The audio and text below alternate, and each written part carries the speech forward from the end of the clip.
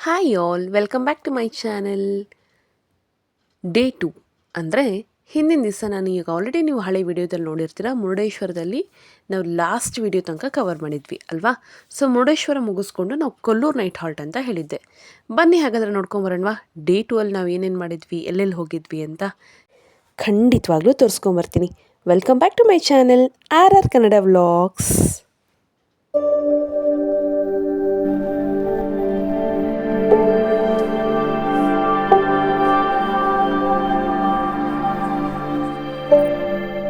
ನಾವು ಮುಂಚೆನೇ room book ಮಾಡ್ಕೊಂಡಿದ್ದರಿಂದ ಮುರುಡೇಶ್ವರದಿಂದ ಡೈರೆಕ್ಟ್ ಕೊಲ್ಲೂರಿಗೆ ಬಂದುಬಿಟ್ಟು ನಾವು ನೈಟ್ ಹಾಲ್ಟ್ ಮಾಡ್ಕೊಂಡ್ವಿ. ಬೆಳಗಿನ ಜಾವ ಬೇಗ ಎದ್ದು ಸುಮಾರು 6-6:30 ಅಷ್ಟೊತ್ತಿಗೆ ನಾವು ದರ್ಶನಕ್ಕೆ ಅಂತ ಬಂದ್ವಿ. ಇನ್ನೂ ತುಂಬ ಕತ್ತಲಿತ್ತು, ಹಾಗೆ ಅಷ್ಟೇ ಚಳಿ ಕೂಡ ಇತ್ತು. ಇಲ್ಲಿ ಅಮ್ಮನವ್ರಿಗೆ ಸೇವೆ ಕೂಡ ಆಲ್ರೆಡಿ ಶುರುವಾಗಿತ್ತು. ಕ್ಯೂ ನೋಡ್ತಾ ಇರ್ಬೋದು ನೀವು, ಎಷ್ಟು ಜನ ನಿಂತಿದ್ರು ಅಂದರೆ ತುಂಬ, ಎಷ್ಟು ಬೇಗ ನೀವು ಬಂದ್ರೂ ಆಲ್ರೆಡಿ ಸಿಕ್ಕಾಪಟ್ಟೆ ಕ್ಯೂ ಇತ್ತು ಮಾತ್ರ. ಇಲ್ಲಿ ಇನ್ನೊಂದು ವಿಶೇಷ ಏನು ಅಂದರೆ ಆ ಮಲ್ಲಿಗೆ ಹೂವಿನ ಹಾರ ಏನಿರುತ್ತೆ ಅದು ಜಡೆ ಥರ ಹೆಣ್ದಿರ್ತಾರೆ ಅಲ್ವಾ, ಅದು ತುಂಬ ಚೆಂದ ಇರುತ್ತೆ ನೋಡಲಿಕ್ಕೆ. ಆಮೇಲೆ ಇಲ್ಲೆಲ್ಲರೂ ಆಲ್ಮೋಸ್ಟ್ ಅಲ್ಲ ಅವತ್ತು ನೋಡಿದ್ದೆಲ್ಲರೂ ಈ ಕೇರಳಿಯನ್ಸ್, ಅಂದರೆ ಈ ವೈಟ್ ಸ್ಯಾರಿ ಉಟ್ಕೊಂಡು ಕುಟ್ಟೀಸ್ ಅಂತ ಏನು ಹೇಳ್ತಾರೆ ಆ ರೀತಿಯೇ ಇದ್ದರು. ತುಂಬ ಚೆಂದ ಇದ್ರು ನೋಡಲಿಕ್ಕೆ. ಪುಟ್ಟ ಮಗುವಿಂದ ಹಿಡಿದು ಅವ್ರು ಅವ್ರದ್ದೇ ಆದಂಥ ಕಾಸ್ಟ್ಯೂಮ್ ಟ್ರೆಡಿಷನಲ್ಲಿ ಬಂದಿದ್ದರು. ನೋಡಲಿಕ್ಕೆ ತುಂಬ ಚೆನ್ನಾಗಿ ಕಾಣ್ತಾ ಇತ್ತು. ಅಮ್ಮನವರಿಗೆ ಇಲ್ಲಿ ಸೇವೆ ಕೂಡ ನಡೀತಾ ಇತ್ತು. ತಾಯಿ ಮೂಕಾಂಬಿಕೆ ದರ್ಶನ ತುಂಬಾ ಅದ್ಧೂರಿಯಾಗಿ ವಿಜೃಂಭಣೆಯಿಂದನೇ ಆಯಿತು ಅಂತಲೇ ಹೇಳ್ಬೋದು. ತುಂಬ ಖುಷಿಯಾಯಿತು ಮಾತ್ರ, ಮನಸ್ಸಿಗೆ ತುಂಬಾ ತೃಪ್ತಿ ಅನ್ನಿಸ್ತು. ಎಲ್ಲರಿಗೂ ಅಷ್ಟೇ ತುಂಬ ಬೇಗನೆ ದರ್ಶನ ಆಯಿತು. ಅಷ್ಟೇ ಕ್ಯೂ ಇದ್ರೂ ಅದು ಹೇಗಾಯಿತು ಏನಾಯಿತು ಅನ್ನೋ ರೀತಿಯಲ್ಲಿ ತುಂಬ ಬೇಗ ದರ್ಶನ ಕೂಡ ಮುಗ್ದೋಯ್ತು. ಇಲ್ಲೆಲ್ಲ ಅಂದರೆ ನೀವು ಹೊರಗಡೆ 100, 200, 300 ರೂಪಾಯಿಗೆ ಈ ರೀತಿ ಪುಟ್ಟಿಯಲ್ಲಿ ಹೂವಿನ ಎಲ್ಲ ಥರದ ಹೂಗಳನ್ನ ಇಟ್ಬಿಟ್ಟು ಪೂಜೆ ಸಾಮಾನು ಅಂತ ಕೊಡ್ತಾರೆ. ಜನ ಯೂಶ್ವಲಿ ಅದನ್ನೆಲ್ಲ ತೊಗೊಂಡು ಕ್ಯೂವಲ್ಲಿ ಈ ರೀತಿ ನಿಂತ್ಕೊಂಡು ಅದು ದರ್ಶನವನ್ನು ಮುಗಿಸ್ಕೊಂಡು ಹೊರಗೆ ಬಂದಮೇಲೆ ಈ ರೀತಿ ಸುತ್ತ ಪುಟ್ಟ ದೇವಸ್ಥಾನಗಳಿದೆ, ಅದನ್ನು ಎಲ್ಲ ನೋಡ್ಕೊಂಡು ಬರ್ಬೋದು. ಸುಮಾರು ನಾನು ಹೇಳ್ದಂಗೆ ನಾವು 6-6:15 ಅಷ್ಟೊತ್ತಿಗೆ ಕ್ಯೂವಲ್ಲಿ ನಿಂತಿದ್ವಿ ಅಂದರೆ ನಾವು ದರ್ಶನ ಮುಗಿಸ್ಕೊಂಡು ಹೊರಗೆ ಬರೋಷ್ಟೊತ್ತಿಗೆ 7:30, 7:45 ಹತ್ತತ್ರ ಆಗಿತ್ತು. ದೇವಸ್ಥಾನದ ಹಿಂಭಾಗದಲ್ಲಿ ಇದೊಂದು ರೀತಿ ವಿಶೇಷ ಕಾರ್ಯಕ್ರಮನೇ ನಡೀತಾ ಇತ್ತು. ಅಂದರೆ ಅಲ್ಲಿ ದೀಪೋತ್ಸವ, ಅಂದರೆ ದೀಪ ಸಮರ್ಪಣೆ ಅಥವಾ ದೀಪದ ಪೂಜೆ ಅಂತಲೇ ಅಲ್ಲಿ ನಡೆಸ್ತಾರೆ. ಎಲ್ಲ ಕೇರಳಿಯನ್ಸ್ ಕೂಡ ಇಲ್ಲಿ ಆಲ್ಮೋಸ್ಟ್ ಆಲ್ 90% ಕೇರಳಿಯನ್ಸ್ ಆ ದೀಪ ಸಮರ್ಪಣೆ, ದೀಪ ಉತ್ಸವ ಅಥವಾ ದೀಪ ಸೇವೆ ಅಂತ ಏನು ಕರೀತಾರೋ ಅದನ್ನು ಚೀಟಿ ರಸೀದಿ ತೊಗೊಂಡ್ಬಿಟ್ಟು ದುಡ್ಡು ಕಟ್ಬಿಟ್ಟು ಈ ರೀತಿ ದೀಪದ ಕಂಬಗಳನ್ನ ಕೊಡ್ತಾರೆ. ಇದನ್ನ ಇಟ್ಬಿಟ್ಟು ಹಿಡ್ಕೊಂಡು ಆರತಿ ರೀತಿಯಲ್ಲಿ ಮಾಡಿಬಿಟ್ಟು ಅದನ್ನು ಇಡಬೇಕು. ಒಂಟಿ ದೀಪ ಅಂದರೆ ಒಬ್ಬರಿಗೆ ಒಂದು ದೀಪ ಲೆಕ್ಕದಲ್ಲಿ ಕೊಡ್ತಾರೆ. ಸಮಯಗಳೇ ಇದ್ವು, ಇದು ಸುಮಾರು ಸಮಯಗಳೇ. ಎಲ್ಲ ರೀತಿಯಲ್ಲಿ ಇಲ್ಲಿ ಪೂಜೆನೂ ಮಾಡಿಕೊಂಡು ನಾವು ಹೊರಗೆ ಬಂದ್ವಿ. ಇಲ್ಲಿ ನನಗೆ ಈ ಬೋರ್ಡ್ ಸಿಕ್ತು, ತಾಯಿ ಮೂಕಾಂಬಿಕೆ ದೇವಸ್ಥಾನ ಕೊಲ್ಲೂರು ಅಂತ ಬರ್ತಿತ್ತು. ತುಂಬಾ ಖುಷಿಯಾಯಿತು, ಏನೋ ಒಂಥರ ಮನಸ್ಸಿಗೆ ತೃಪ್ತಿ ಅನ್ನಿಸ್ತು. ಅದಾದಮೇಲೆ ಒಂದು ಚಿಕ್ಕ ಟೀ ಬ್ರೇಕ್ ತೊಗೊಂಡ್ವಿ. ನಾನು ಆಗಲೇ ಹೇಳ್ದಂಗೆ ದರ್ಶನ ಅನ್ನೋದು ಸುಮಾರು 8:30-9 ಗಂಟೆ ಅಷ್ಟೊತ್ತಿಗೆ ಮುಗ್ದಿತ್ತು. ಸೊ ಒಂದು ಚಿಕ್ಕ ಟೀ ಬ್ರೇಕ್ ತೊಗೊಳ್ಳೋಣ. ಟೀ ಬ್ರೇಕ್ ಮುಗಿಸ್ಕೊಂಡು ಟೀ ಕುಡ್ಕೊಂಡು ಸ್ವಲ್ಪ ಅಲ್ಲೇ ರಿಲ್ಯಾಕ್ಸ್ ಮಾಡಿಕೊಂಡು ಹಾಗೆ ಮತ್ತೆ ಮುಂದೆ ಹೋಗೋಣ ಅಂತ ಹೊರಟ್ವಿ. ಅವತ್ತಿನ ದಿನವೂ ತುಂಬ ಚೆನ್ನಾಗಿತ್ತು. ಆ್ಯಕ್ಚುಲಿ ಫಸ್ಟ್ ಡೇ ನಮಗೆಲ್ಲ ದೇವಸ್ಥಾನಗಳು ಹತ್ರ ಸಿಕ್ಕಿದ್ರಿಂದ ಸುಮಾರು ದೇವಸ್ಥಾನಗಳನ್ನು ನೋಡಿದ್ವಿ. ಸೆಕೆಂಡ್ ಡೇ ಸ್ವಲ್ಪ ಗ್ಯಾಪ್, ಅಂದರೆ 1-1.5 ಗಂಟೆ ಜರ್ನಿ ಇದ್ದಿದ್ದರಿಂದ ಸುಮಾರು ಒಂದು 10 ದೇವಸ್ಥಾನಗಳನ್ನ ಕವರ್ ಮಾಡಿದ್ವಿ ಅನಿಸುತ್ತೆ. ಸೊ ಎಷ್ಟು ಬೇಗ ಸಾಧ್ಯನೋ ಅಷ್ಟೇ ಬೇಗ ಮಾಡ್ಕೊತ ಬಂದ್ವಿ. ಅಲ್ಲಿಂದ ಸೀದಾ ನಾವು ಬಂದಿದ್ದೆ ಮಾರನಕಟ್ಟೆ ದೇವಸ್ಥಾನ ಅಂತ, ಅಂದರೆ ಮಾರನಕಟ್ಟೆ ಊರು ಅಂತ. ಇಲ್ಲಿ ಬ್ರಹ್ಮಲಿಂಗೇಶ್ವರ ದೇವಸ್ಥಾನ ಅಂತ ಇದೆ. ಒಂಥರ ಸ್ಟ್ರಿಕ್ಟ್ ರೂಲ್ಸ್ ಅಂತಲೇ ಹೇಳ್ಬೋದು. ಯಾವುದೇ ಕಾರಣಕ್ಕೂ ಇಲ್ಲಿ ವಿಡಿಯೋ ಮಾಡೋ ಹಾಗೇ ಇಲ್ಲ.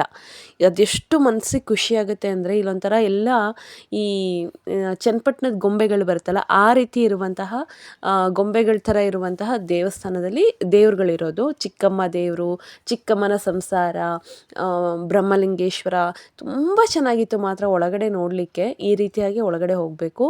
ಇಲ್ಲೇನಿದೆ ಅಲ್ಲ ಇದರ ವಿಶೇಷತೆನೇ ಬಂದುಬಿಟ್ಟು ಈ ಹೊಂಬಾಳೆ, ಅಂದರೆ ಅಡಿಕೆ ಹೂವು ಅಂತ ಏನು ಹೇಳ್ತಾರೆ ಅದು. ಆ ದೇವಸ್ಥಾನದಲ್ಲಿ ವಿಗ್ರಹಕ್ಕೆ ಪೂರ್ತಿ ಅದರಿಂದನೇ ಅಲಂಕಾರ ಮಾಡಿರ್ತಾರೆ. ಆ ಮಹಾಮಂಗಳಾರತಿ ಆಗಬೇಕಾದ್ರೆ ಹೊಂಬಾಳೆ ದೇವ್ರ ಮೇಲ್ಗಡೆಯಿಂದ ತುಂಬಾ ಚೆನ್ನಾಗಿ ಪ್ರಸಾದ ಆಗುತ್ತೆ. ನೋಡಲಿಕ್ಕೆ 2 ಕಣ್ಣು ಸಾಲದು. ಖಂಡಿತ ನೀವೇನಾದರೂ ಈ ರೂಟಲ್ಲಿ ಹೋದರೆ ಮಿಸ್ ಮಾಡದೆ ಮಾರನಕಟ್ಟೆಗೆ ಹೋಗಿ ಬನ್ನಿ. ಅಲ್ಲಿಂದ ನಾವು ಮುಂದೆ ಬರ್ತಾ ಕುಂಬಾಸಿ ಅಂತ ಇನ್ನೊಂದು ಊರು. ಇದು ಅಷ್ಟೇ ಅಮ್ಮನವ್ರ ದೇವಸ್ಥಾನ, ಚಾಮುಂಡೇಶ್ವರಿ ಅಮ್ಮನವ್ರ ದೇವಸ್ಥಾನ. ಕುಂಬಾಸಿ ಅಂತ. ತುಂಬ ಚೆನ್ನಾಗಿದೆ. ಇಲ್ಲಿ ನೋಡ್ತಾ ಇದ್ದೀರಲ್ಲ, ಇದು ಊಟದ ಹಾಲ್ ಥರ ಅರೇಂಜ್ ಮಾಡಿದ್ರು, ಚೇರ್ಸ್ ಎಲ್ಲ ಹಾಕಿಟ್ಟಿದ್ರು. ಎಷ್ಟು ನೀಟ್ನೆಸ್ ಅಂದರೆ ಅಬ್ಬಬ್ಬಬ್ಬ, ಅಷ್ಟು ನೀಟ್ನೆಸ್. ಒಂಚೂರು ಕೊಳೆ ಮಾಡಬೇಕು ಅಂದ್ರೂ 1000 ಸಲ ಯೋಚನೆ ಮಾಡಬೇಕು, ಅಷ್ಟು ಚೆನ್ನಾಗಿ ಮೇಂಟೈನ್ ಮಾಡಿದ್ದಾರೆ ಮಾತ್ರ. ಆಲ್ರೆಡಿ ಇಲ್ಲೆಲ್ಲ ಪ್ಲೇಟ್ಸ್ ಎಲ್ಲ ಅರೇಂಜ್ ಮಾಡಿ, ಗ್ಲಾಸ್ ಎಲ್ಲ ಅರೇಂಜ್ ಮಾಡಿದರು. ಈ ಕಡೆ ದೇವಸ್ಥಾನಕ್ಕೆ ಹೋಗ್ತಾ ರೂಟಲ್ಲಿ ಆಲ್ರೆಡಿ ಇಲ್ಲಿ ನೋಡ್ತಾ ಇದ್ದೀರಾ, ಶತಚಂಡಿಕಾ ಯಾಗ ಅಂತ ನಡೀತಾ ಇತ್ತು. ಅಂದರೆ ಚಂಡಿಕಾ ಹೋಮ ಅಂತ ಮಾಡ್ತಾರಲ್ವ, ಅದು ಕೂಡ ನಡೀತಾ ಇತ್ತು. ಫಸ್ಟ್ ನಾವು ಡೈರೆಕ್ಟ್ ಹೋಗ್ತಾ ಹೋಮದ ಜಾಗಕ್ಕೆ ಹೋದ್ವಿ, ಯಾಗ ನಡೆಯುವಂಥ ಮಂಟಪಕ್ಕೆ ಹೋಗಿ ಅಲ್ಲಿ ನಮಸ್ಕಾರ ಮಾಡಿಕೊಂಡು ಸೀದಾ ಅಮ್ಮನವ್ರ ದೇವಸ್ಥಾನಕ್ಕೆ ಹೋದ್ವಿ. ಇಲ್ಲೂ ಅಷ್ಟೇ, ಖಂಡಿತವಾಗ್ಲೂ ವಿಡಿಯೋ ಅಲೋ ಇಲ್ಲ. ಅಲ್ಲಿ ನೋಡಿದ್ರು ಅಂದರೆ ಫೋನೆಲ್ಲ ಕಿರ್ಚಾಡ್ಲಿಕ್ಕೆ ಶುರು ಮಾಡಿಬಿಡ್ತಾರೆ. ಹಾಗಾಗಿ ಎಲ್ಲದನ್ನು ಒಳಗಿಟ್ಕೊಂಡೇ ಹೋಗಬೇಕು. ಅದು ಯಾಕಪ್ಪ ಗೊತ್ತಿಲ್ಲ, ಅಷ್ಟು ಚಂದ ದೇವಸ್ಥಾನಗಳಿರುತ್ತೆ, ವಿಡಿಯೋ ಮಾಡ್ಕೊಳ್ಳಿಕ್ಕೆ ಯಾಕೆ ಅವಕಾಶ ಕೊಡಲ್ವೋ ಗೊತ್ತಿಲ್ಲ. ಬಟ್ ಎಷ್ಟೆಷ್ಟು ಸಾಧ್ಯನೋ, ಎಲ್ಲೆಲ್ಲಿ ಸಾಧ್ಯನೋ ತೋರಿಸ್ಲಿಕ್ಕೆ ಆದಷ್ಟು ಅದನ್ನು ಕವರ್ ಮಾಡಿದ್ದೀನಿ. ಐ ಹೋಪ್ ನಿಮಗೂ ಈ ವಿಡಿಯೋ ಇಷ್ಟ ಆಗುತ್ತೆ ಅಂದ್ಕೊತೀನಿ. ಇಷ್ಟ ಆದರೆ ದಯವಿಟ್ಟು ಕಮೆಂಟ್ ಹಾಕಿ, ನಮಗೂ ಖುಷಿ ಆಗುತ್ತೆ, ವಿಡಿಯೋ ಮಾಡಿದ್ದಕ್ಕೂ ಖುಷಿ ಅನಿಸುತ್ತೆ. ಲೈಕ್ ಮಾಡಿ, ಹಾಗೆ ನಿಮ್ಮ ಫ್ರೆಂಡ್ಸಿಗೂ ದಯವಿಟ್ಟು ಶೇರ್ ಮಾಡಿ. ಮುಖ್ಯವಾಗಿ ಸಬ್ಸ್ಕ್ರೈಬ್ ಮಾಡ್ಕೊಂಡು ನೋಡಿ ಆಯಿತಾ. ಇದು ಕುಂಬಾಸಿ ಅಂತ ಊರು. ನಾವಿನ್ನೇನು ಹೋಗಬೇಕೋ ಅಷ್ಟೊತ್ತಿಗೆ ಇಲ್ಲಿ ಗೇಟ್ ಕ್ಲೋಸ್ ಮಾಡಿಬಿಟ್ರು, ಇಲ್ಲಲ್ಲ ಆ ಕಡೆಯಿಂದ ಬನ್ನಿ ಅಂತ. ಸೊ ಮತ್ತೆ ರಿಟರ್ನ್ ಬಂದು ನಾವು ಕ್ಯೂವಲ್ಲಿ ನಿಂತ್ಕೊಂಡು ಅಮ್ಮನವ್ರ ದರ್ಶನ ಮಾಡ್ಕೊಂಡ್ವಿ. ಇದು ತುಂಬ ಚೆನ್ನಾಗಿದೆ. ನಾನು ದೂರದಿಂದನೇ ವೀಡಿಯೋ ಮಾಡ್ಕೊಳ್ಳಿಕ್ಕೆ ಟ್ರೈ ಮಾಡಿದೆ, ಆದರೆ ಫೋನು ಅಲೋ ಇಲ್ಲ ಅಂದರೂ ಸುಮ್ಮನಾಗ್ಬಿಟ್ವಿ. ಇನ್ನು ಹೊರಗೆ ಬಂದರೆ ಇಲ್ಲಿ ಪುಷ್ಕರಣಿ ಇದೆ, ಅಮ್ಮನವ್ರದ್ದೇ ಪುಷ್ಕರಣಿ ಇದೆ. ಮೇ ಬಿ ಈ ಮುಖ್ಯವಾದಂತಹ ಪೂಜೆಗಳನ್ನೆಲ್ಲ ಮಾಡ್ಬೋದು ಅಲ್ಲಿ, ಅಂದರೆ ಆ ನೀರನ್ನು ಉಪಯೋಗಿಸಿ. ಅದಾದಮೇಲೆ ನೆಕ್ಸ್ಟ್ ನಾವು ಹೋಗಿದ್ದು ಆನೆಗುಡ್ಡೆ. ಆ್ಯಕ್ಚುಲಿ ಫ್ರೆಂಡ್ಸ್, ಲಾಸ್ಟ್ ವಿಡಿಯೋದಲ್ಲಿ ನಾವು ಹೋಗಿರೋದು ಎಡಗುಂಜಿ. ದಯವಿಟ್ಟು ಕ್ಷಮಿಸ್ಬಿಡಿ, ಅದನ್ನು ನಾನು ಆನೆಗುಡ್ಡೆ ಅಂತ ಹೇಳಿದ್ದೀನಿ. ಇಲ್ಲ, ಅದು ಎಡಗುಂಜಿ ದೇವಸ್ಥಾನ. ಅದು ಗಣಪತಿ ದೇವಸ್ಥಾನ, ಇದು ಗಣಪತಿ ದೇವಸ್ಥಾನ ಆಗಿರೋದ್ರಿಂದ ಕನ್ಫ್ಯೂಷನ್ ಆಗಿತ್ತು.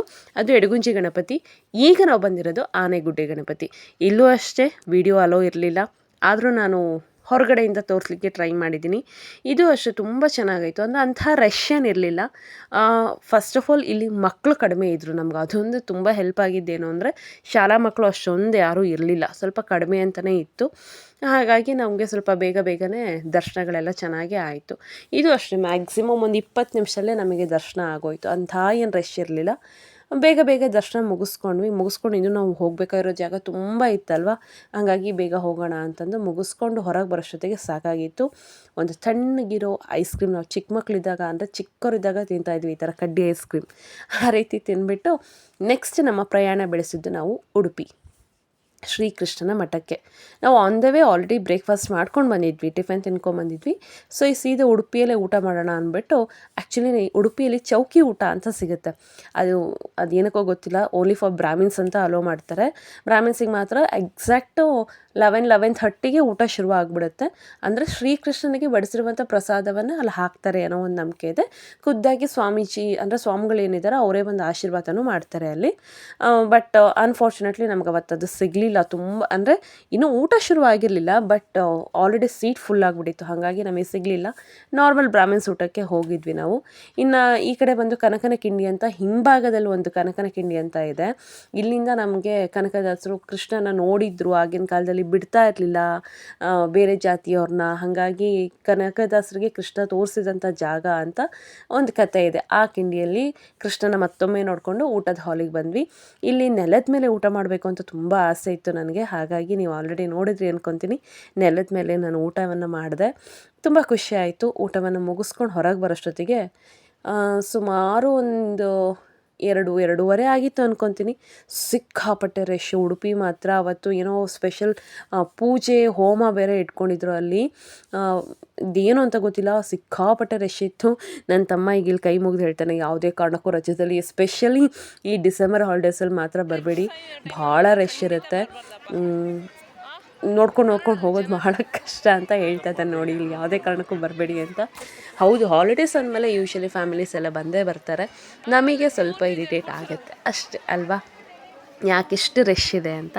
ಬಟ್ ಏನೂ ಮಾಡೋಕ್ಕಾಗಲ್ಲ, ಜನನೇ ತಳ್ಕೊಂಡು ಮುಂದೆ ಹೋಗ್ತಾರೆ, ಜನನೇ ತಳ್ಕೊಂಡು ವಾಪಸ್ ಕರ್ಕೊಂಡು ಬರ್ತಾರೆ. ನಮಗೇನು ಅಷ್ಟೊಂದು ಶ್ರಮ ಅಂತಲೂ ಅನಿಸಲ್ಲ. ಸೊ ಅದನ್ನು ಮುಗಿಸ್ಕೊಂಡು ಇನ್ನೇನು ಲೇಡೀಸ್ ಎಲ್ಲ ಜಾಸ್ತಿ ಇದ್ದಿದ್ದರಿಂದ ಶಾಪಿಂಗ್ ಅಂತ ಹೋಗ್ತಾಯಿದ್ರು.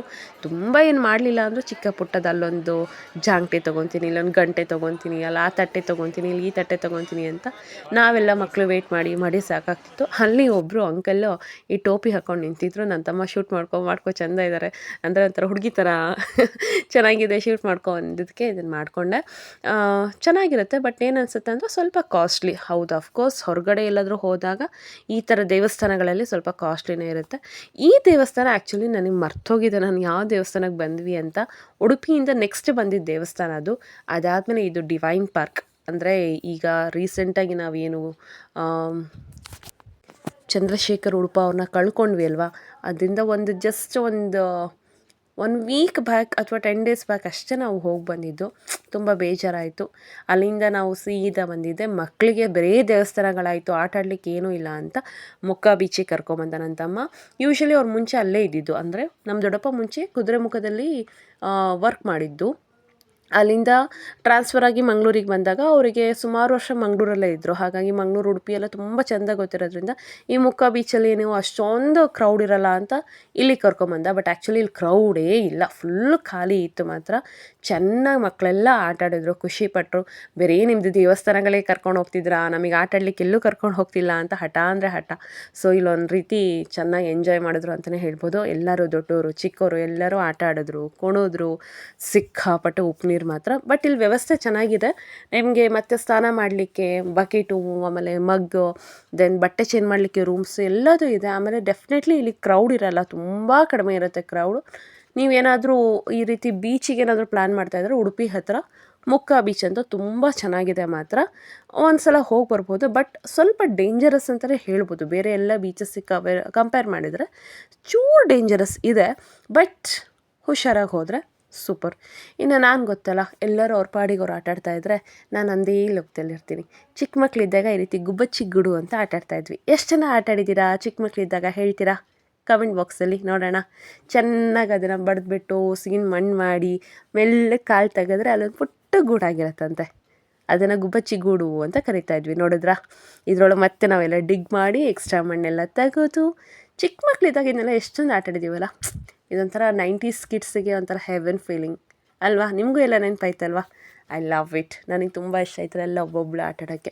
ಇನ್ನು ಇಲ್ಲಿ ಬಂದ್ಬಿಟ್ಟು ಒಂದು ಪುಟ್ಟ ಪಾಪು ಪೂರ್ತಿ ಗುಂಡಿಯಲ್ಲಿ ಕುತ್ಕೊಂಡ್ಬಿಟ್ಟು ಅದೇ ಗುಂಡಿ ಮಾಡ್ಕೊಂಡು ಗುಂಡಿಯಲ್ಲಿ ಕುತ್ಕೊಂಡು ಆಟ ಆಡ್ತಾಯಿತ್ತು. ಅದು ಅಲ್ಲಿಯವ್ರದ್ದೇ, ಅಂದರೆ ಆ ಬೀಚ್ ಸುತ್ತಮುತ್ತ ಇರೋರ್ದೇ. ಹಾಗಾಗಿ ಅವ್ರಿಗೆ ಅಲ್ಲಿ ಬಿಟ್ಟು ರೂಢಿ ಇದೆ ಅಲ್ವಾ, ಚೆಂದ ಆಟಾಡ್ತಾಯಿತ್ತು. ಅದೇ ಗುಂಡಿ ಮಾಡ್ಕೊಂಡು ತೆಕ್ಕೊಂಡು ಕುತ್ಕೊಂಡಿದ್ದೆ ಅದು ಮಗು. ಆಟಾಡ್ಕೊಂಡು ಮೇಲೆ ಬಂತು. ಒಂಥರ ಚೆನ್ನಾಗಿ ಅನ್ನಿಸ್ತು ನನಗೆ, ಅದಕ್ಕೋಸ್ಕರ ಶೂಟ್ ಮಾಡಿಕೊಂಡೆ. ಎಷ್ಟು ಚೆಂದ ಇದೆ ಅಲ್ವಾ ಪಾಪು, ಕ್ಯೂಟಾಗಿತ್ತು, ಚೆಂದ ಆಟಾಡ್ತಿತ್ತು ಮಾತ್ರ ಅಲ್ಲಿ.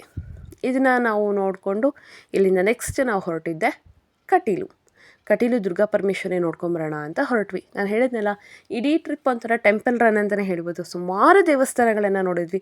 ಭಾಳ ವರ್ಷ ಆದಮೇಲೆ ನಾವು ಇಷ್ಟೊಂದು ದೇವಸ್ಥಾನಗಳನ್ನು ನೋಡಿದ್ದು ಅಂತಲೇ ಹೇಳ್ಬೋದು.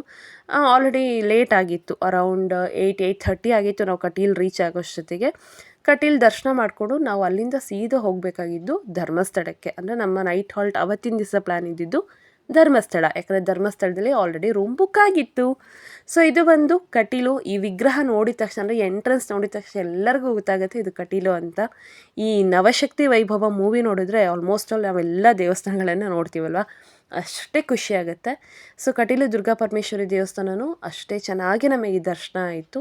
ಇಲ್ಲಿ ಒಂಥರ ಈ ಮಂಗಳೂರು ಉಡುಪಿ ಸೈಡಲ್ಲೆಲ್ಲ ಹೇಗೆ ಅಂದರೆ ಈ ಕಲ್ಚರಲ್ ಪ್ರೋಗ್ರಾಮ್ಸಿಗೆ ತುಂಬಾ ಪ್ರಾಮುಖ್ಯತೆ ಕೊಡ್ತಾರೆ ಅಲ್ವಾ. ಹಾಗಾಗಿ ಇಲ್ಲಿ ಆಲ್ರೆಡಿ ಯಕ್ಷಗಾನ, ಆಮೇಲೆ ಭರತನಾಟ್ಯ ಅಂತ ಸುಮಾರು ಕಡೆ ಪ್ರೋಗ್ರಾಮ್ ನಡೀತಾ ಇತ್ತು. ಇದು ಬಂದು ದೇವಸ್ಥಾನದಲ್ಲಿ ನಡೀತಾ ಇದ್ದಂಥ ಒಂದು ಭರತನಾಟ್ಯ ಪ್ರೋಗ್ರಾಮ್. ಎಲ್ಲರೂ ಆಲ್ರೆಡಿ ದೇವಸ್ಥಾನದ ಒಳಗೆ ಹೋಗಿದ್ರು. ನಾನು ಒಂಚೂರು ಅದನ್ನು ನೋಡಿಕೊಂಡು ಬಂದೆ. ಇನ್ನು ಎಲ್ಲ ದರ್ಶನ ಮುಗಿಸ್ಕೊಂಡು ಬಂದು ಸ್ವಲ್ಪ ತಲೆ ಕೂತ್ಕೊಂಡ್ವಿ, ಒಂದು 10 ನಿಮಿಷ ರಿಲ್ಯಾಕ್ಸ್ ಮಾಡ್ಕೊಂಡ್ವಿ. ಚೆನ್ನಾಗಿ ಅನ್ನಿಸ್ತು, ಯಾಕಂದರೆ ಕಂಟಿನ್ಯೂಸ್ ಜರ್ನಿ ಆಗಿತ್ತು. ಬೀಚಲ್ಲೆಲ್ಲ ಆಟಾಡಿ ಸುಸ್ತಾಗಿದ್ದರು. ಸೊ ಒಂದು 10 ನಿಮಿಷ ಕೂತ್ಕೊಂಡು ರಿಲ್ಯಾಕ್ಸ್ ಮಾಡಿಕೊಂಡು ಹೊರಗೆ ಬಂದ್ವಿ. ಇದು ಕಟೀಲು ದುರ್ಗಾ ಪರಮೇಶ್ವರಿ ದೇವಸ್ಥಾನ. ಮಿಸ್ ಮಾಡಿದೆ. ನೀವೇನಾದರೂ ಹೋಗೋ ಪ್ಲ್ಯಾನ್ ಇದ್ದರೆ ಹೋಗಿ ಬನ್ನಿ. ಜೀವನದಲ್ಲಿ ಒಂದ್ಸಲೇನಾದರೂ ಇದೆಲ್ಲ ದೇವಸ್ಥಾನಗಳನ್ನು ನೋಡ್ಬೇಕು ಕಣ್ರಿ. ಅದರಲ್ಲೂ ನಮಗೆ ಸೌತ್ ಕೆನರಾ ಅಂದರೆ ಒಂಥರ ಹೆವೆನ್ ಫೀಲಿಂಗ್ ಅಲ್ವಾ, ಸ್ವರ್ಗ ಅಂತಲೇ ಹೇಳ್ಬೋದು. ಇನ್ನು ದೇವಸ್ಥಾನದ ಆಪೋಸಿಟ್ ಇನ್ನೊಂದು ಮಂಟಪದಲ್ಲಿ ಯಕ್ಷಗಾನ ನಡೀತಾ ಇತ್ತು. ಯಕ್ಷಗಾನ ನೋಡಲಿಕ್ಕೆ ಚೆಂದ, ಬೇಗ ಅರ್ಥ ಆಗಲ್ಲ, ಆದರೆ ಒಂದ್ಸಲ ಇಂಟ್ರೆಸ್ಟ್ ಬಂತು ಅಂದರೆ ಸಖತ್ತಾಗಿರುತ್ತೆ. ಅದಾದಮೇಲೆ ಇನ್ನೇನು ಊಟ ಮಾಡೋದು, ಸೀದಾ ಧರ್ಮಸ್ಥಳದಲ್ಲೇ ಹೋಗಿ ಮಾಡಿಬಿಡೋಣ ಅಂದ್ಬಿಟ್ಟು ಒಂದು ಚಿಕ್ಕ ಟೀ ಬ್ರೇಕ್ ಅಂತ ತೊಗೊಂಡ್ವಿ. ಇಲ್ಲೆಲ್ಲ ಈ ಮಂಗಳೂರು ಬಜ್ಜಿ ಅಂತ ಕರೀತಾರಲ್ವ, ಅದು ಸ್ವಲ್ಪ ಫೇಮಸ್. ಸೊ ಅದನ್ನು ತಿನ್ನೋರು ಅದನ್ನು ತಿಂದರು, ಟೀ ಕುಡಿಯೋರು ಟೀ ಕುಡಿದ್ರು. ಅದು ಮುಗಿಸ್ಕೊಂಡು ನಾನು ಆಲ್ರೆಡಿ ಒಂದು ಬಸ್ಸಲ್ಲಿ ಹತ್ತು ಕೂತ್ಕೊಂಡಿದ್ದೆ. ಬಸ್ಸಿಂದ ಡೈರೆಕ್ಟಾಗಿ ನನಗೆ ಆ ಯಕ್ಷಗಾನ ಕಾಣಿಸ್ತಾ ಇತ್ತು. ಸೊ ಹಾಗಾಗಿ ಅದನ್ನೊಂಚೂರು ಶೂಟ್ ಮಾಡಿಕೊಂಡೆ. ಅಲ್ಲಿಂದ ನಾವು ಸೀದಾ ಹೊರಟಿದ್ದೆ ಧರ್ಮಸ್ಥಳಕ್ಕೆ. ಧರ್ಮಸ್ಥಳದಲ್ಲಿ ನಾವು ಆಲ್ರೆಡಿ ಸಾಕೇತ್ ಲಾಡ್ಜಲ್ಲಿ ರೂಮ್ ಬುಕ್ ಮಾಡ್ಕೊಂಡಿದ್ವಿ.